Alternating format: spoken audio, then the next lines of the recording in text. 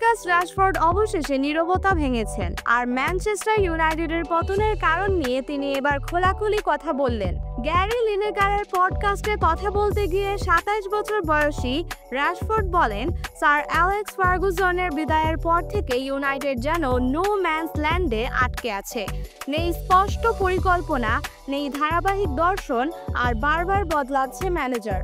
রাশফোর্ডের মতে ফার্গুসনের সময় প্রথম দল থেকে একাডেমি পর্যন্ত একই দর্শন চলতো, তাই যে কেউ উঠে এলে ইউনাইটেড ওয়ে ভালোভাবেই জানতো। কিন্তু এরপর থেকে চলছে শুধু প্রতিক্রিয়া, নেই দীর্ঘমেয়াদী কৌশল। রাশফোর্ড লিভারপুলের উদাহরণ টেনে বলেন, ক্লপের অধীনে শুরুতে সাফল্য না পেলেও তারা এক ভিশনে অটল ছিল। ইউনাইটেডকেও এবার সত্যিকারের পরিবর্তনের পথে হাঁটতে হবে এবং সেটিতে স্থির থাকতে হবে। রাশফোর্ডের নিজের যাত্রা ছিল উত্থান পতনে ভরা।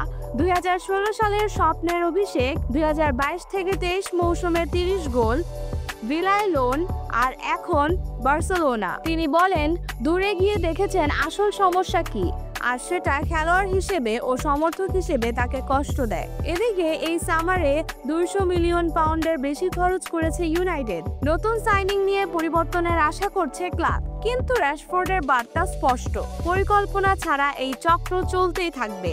আপনারা কি মনে করেন, ইউনাইটেড কি অবশেষে দীর্ঘমেয়াদী ভিশনে অটল থাকবে, নাকি আবারও একই ভুল হবে? আপনার মতামত কমেন্টে লিখে জানান।